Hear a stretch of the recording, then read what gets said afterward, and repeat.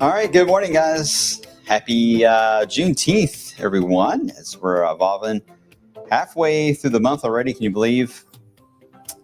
We don't look at that logo. Let's move on. There we go. Hi, everybody. I'm wave meteorologist Brian Goode. Can you believe it's already the start of summer tomorrow? Can you believe that? Doesn't feel like it's been summer at all. I guess it's about time.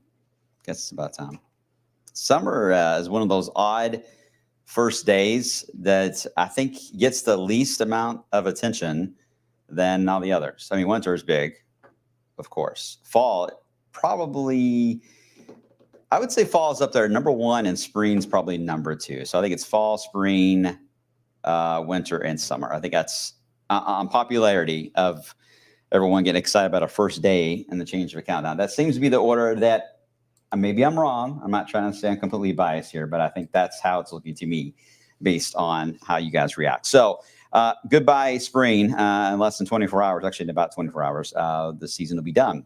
So summer, well, it's already off to a nice start, right? So we will likely keep on going with the theme, although there may be some shaking up later in July. I'll try to go into somewhat detail today. It's a little early on that, but no doubt today has been about the cloud cover and the haze outside, and what you can't see on this image, and that is the lovely thermometer, which I thought I had it punched up, but I didn't.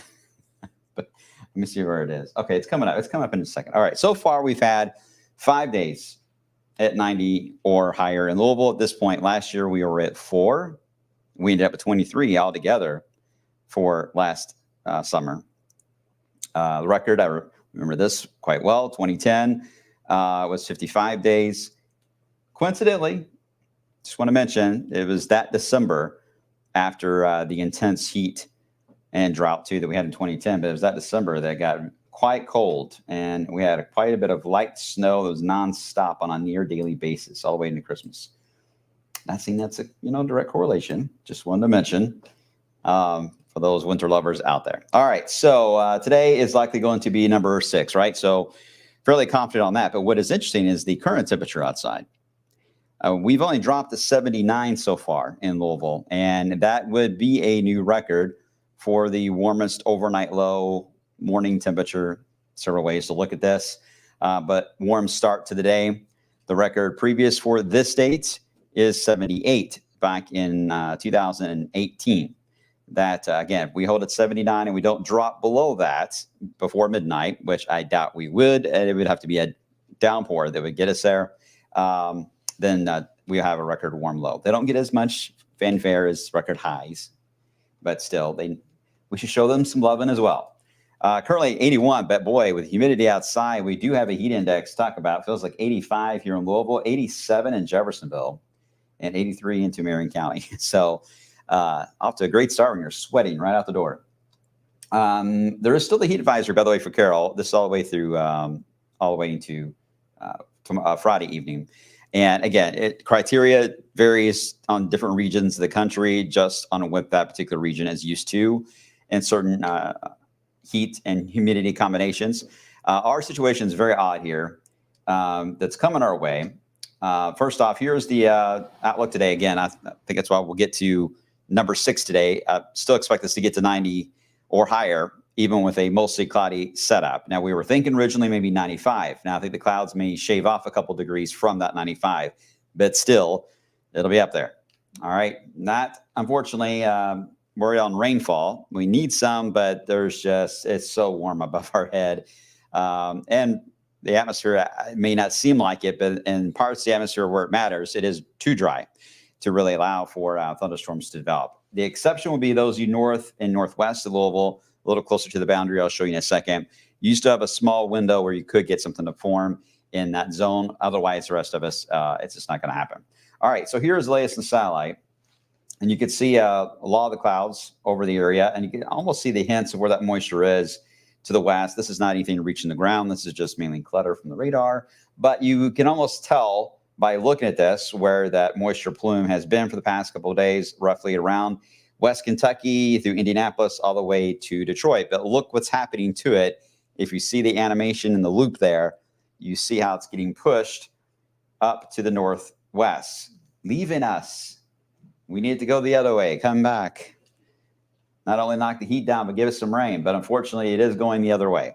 So that is what is going to allow for the heat to really build and expand more and more tomorrow into Friday and Saturday. It's why we have the air quality that's an issue for tomorrow. That's when the dome of high pressure will really move over us and really calm the wind fields down in several layers of the atmosphere, making everything very much stagnant. So there's a relief from the heat out to the west. There's where the rain is. But unfortunately, if you're not close to that boundary, and you've got to be right up on it. I mean, you got to be around Indianapolis, around even west of Evansville to really see anything try to pop out of that boundary. The rest of the area, while we have plenty of heating that will likely develop here today through the thinning of these clouds, the moisture levels, again, have dropped compared to what we had yesterday. Okay, the tropics. Before I get back to our heat talk, this is still the next cyclone that will get named, or the first one that will get named, which will likely be Alberto, which by the looks of this, it may get named at 11 o'clock today or at some point this afternoon. But you can see at least on the visible satellite, we just now got light here. But you can see the strongest, at least the blow up on the convection, is on the southern side of where the spin is. Here's the coast of Texas. Here's Mexico. So it's definitely not a completely what we call vertically stacked here on how it's arranged. In fact, most of the rain is on the northern side, and most of the wind has been on the northern side. So it's just been a mess for the Texas coastline. Don't get me wrong. They need the rain here. So this is not a bad thing. But just like Florida, you don't want to go the other direction here and end up with a bigger flooding issue straight out of a drought. So that's where the main focus will be for what is right now listed as potential cyclone number 1. Again, first name on the list will be Alberto. Now, Hurricane Center, what they're doing is they're tracking not only that one, but also one wave that's trying to retrograde back to the United States again after leaving us for a while, trying to come back. It's got a very low end chance of it trying to develop as it gets closer to the Gulf Stream and the Carolinas. A little bit more of a hostile environment for it once it gets a little bit closer, but still something to watch, especially when it comes to the Gulf Stream. You never want to snooze on that. And this looks a little odd here because they've got the potential cyclone number 1 on the map, and then you've got another potential that can develop in that exact same spot that is outlooked with a 0 and 30% being development in the next 7 days, right on top of it. So it looks like they're giving it a 30% chance of developing of the one that's already formed. So I think several meteorologists, at least I've seen on some of the social posts, have been a little confused on that. So I don't want you guys to get confused on it. It's two separate things we're talking about. Once it gets named, that'll take the confusion off the list there. But it's that second piece that we need to watch near the Yucatan Peninsula that may try to come into play in the southern United States at the end of June. But yeah, that's a ways off yet. All right, so here's the heat that we were talking about, how the peak of it is moving in. Two things are happening here, and this is where it gets a little more complex. You're building up the dome of heat, as I mentioned, that is now sneaking in from the east. So it's the reason why we're going to get rid of these clouds here very soon. In fact, we'll have mainly sunny skies during this window that you're looking at here for the end of the weekend to Saturday. Temperatures at that point, because the air has less moisture in it, will be able to go higher. And therefore, 99 to even 100 is reachable. And in some cases, you get to that level, it's going to be a record. So it'll be notable on just the temperature in the blue box alone.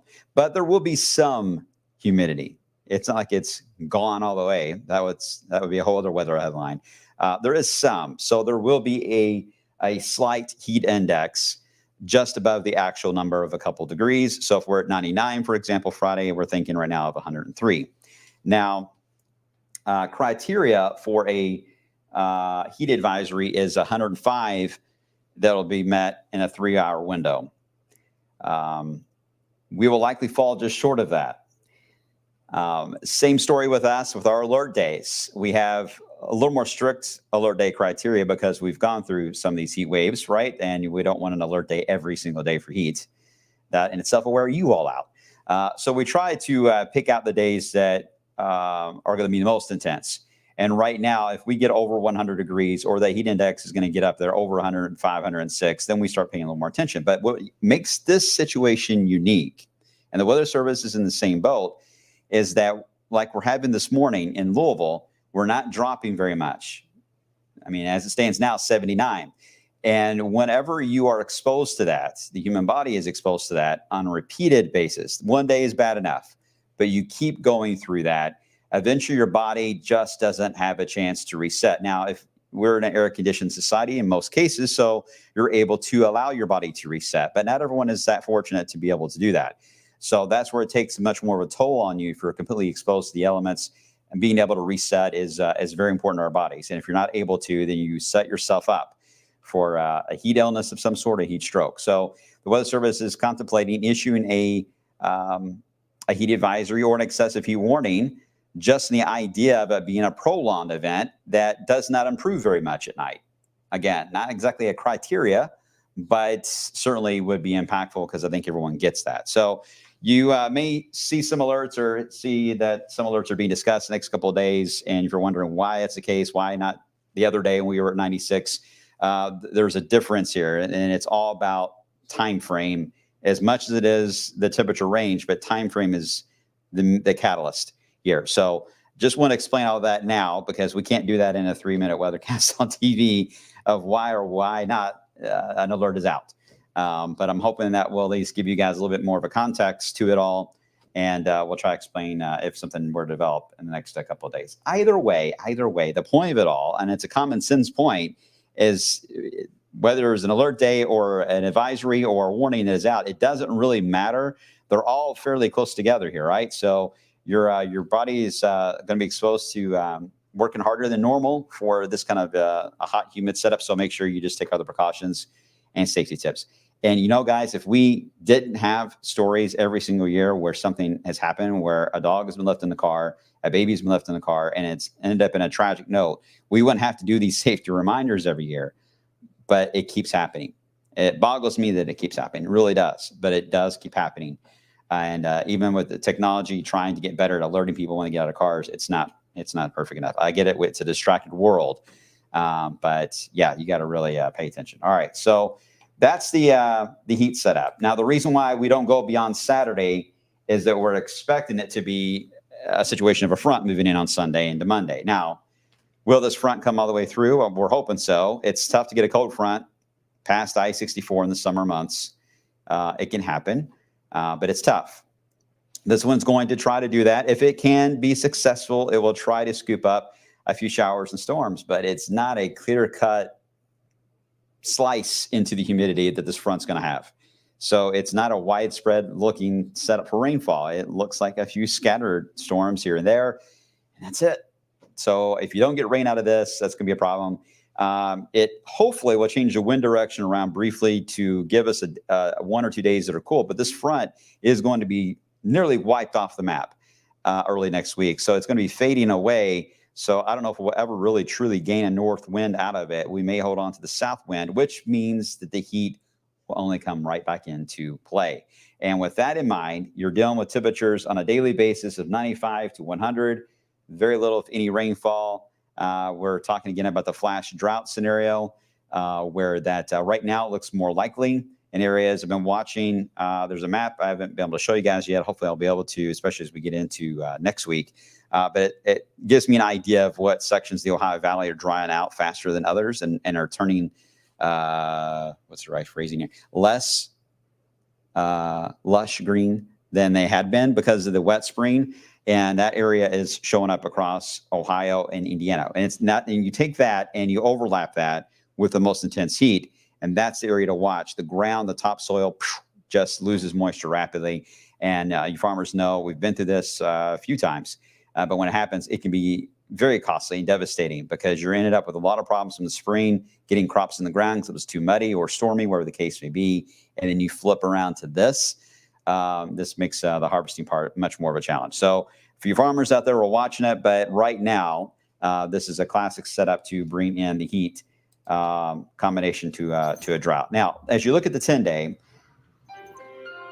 notice we've got 99s listed there, right? Okay, there is the slight drop with the front Sunday and Monday, but we're back at it again up to 94. I was being relatively conservative with that 94. We may go even higher with the second surge of heat than what the first one did, as we may be a little more into the core of the heat. The ring of fire, which are thunderstorms that surround it, may allow for a little more of a severe setup, or what we call derechos, that may develop into the upper Midwest and the Great Lakes area. I don't think we'll be in that zone, but I do think that second push, if it does indeed become reality, will have more heat with it, but it'll have a little more humidity involved as well. So I do think we'll have more issues with alerts on that one. But what I want you guys to get from that is, if we don't get much of a drop Sunday and Monday, wow, what a stretch this is going to be of nonstop 90s. Aren't you excited? So there you go. Any questions I can answer on all that? Full of good news today. Full of good news. Shonda, if I see a baby or a pet left in the car, I don't hesitate. I break the windows. I understand that. And I've seen that happen in person before, especially when working on my years at Kroger in Fern Creek. You see a lot working in Kroger. Any grocery store business, that's for sure. But that was one of the things. Actually, I've probably witnessed it 3 or 4 times in the times I worked at Kroger. All but one were a baby. The others were actually dogs. Angela, saw a weather blurb about a pulse storm in the Cincinnati area. Pulse storm.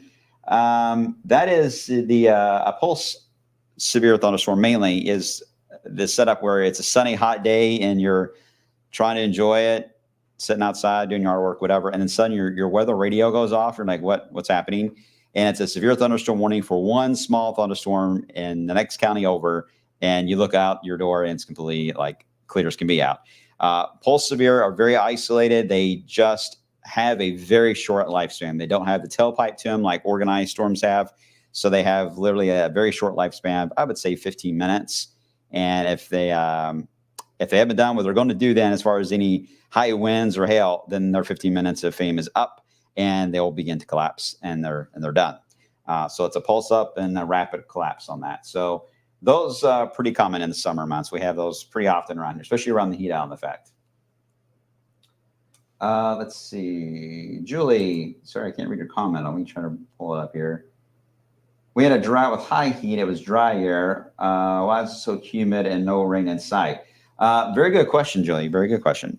Because humidity levels, especially when it counts to get in a thunderstorm, it matters where your higher humidity is.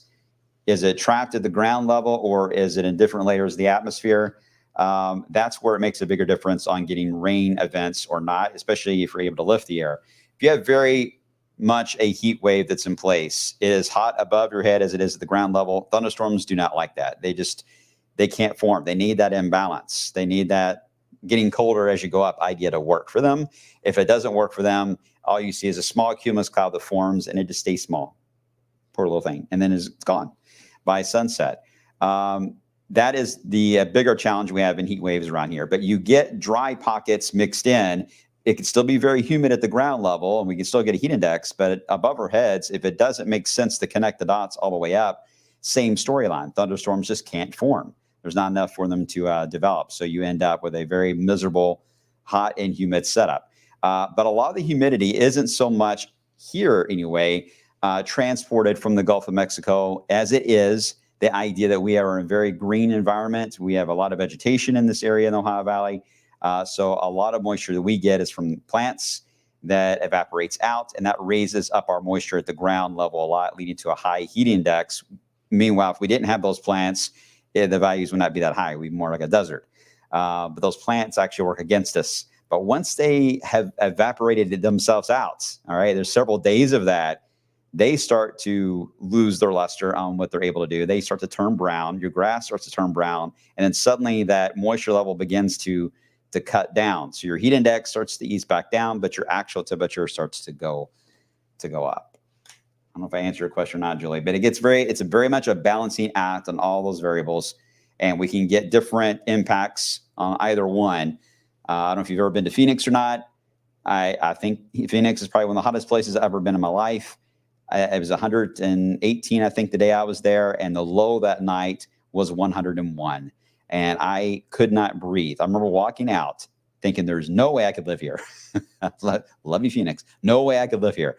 And they don't get a lot of thunderstorms, right? So they just stay just hot all the time, like it's just an inferno. They don't have any way to cool down whatsoever. They don't have the heat index to worry about, but boy, they just stay hot. So moisture levels play a big factor in our heat waves on the intensity of them around here. Okay, any more questions I can get to? Any sign of relief from Ben as we get into July? I was going to go into a lot of detail on that, but I've rambled so much today I probably won't. But there are signs that we could get a little more of an active setup in the Great Lakes into July. That's going to be interesting to see what happens and how that balances out the tropics to the south and east. I'm not exactly sure how the pieces will work together yet, but there is an anomaly that is showing up, and I'm working on it to try to figure out what that anomaly could mean for us. May not be all bad news. May not be all heat either. So stay tuned. As soon as I get more data on that, I'll start sharing maps to it, but I'm not to that point yet. Okay, everyone good? Everyone good? Everyone good? I think I've answered most of your questions. Jonathan, I'll answer this one real quick here. What's the earliest you can see there that there's a break in the heat wave? Right now, I don't have one.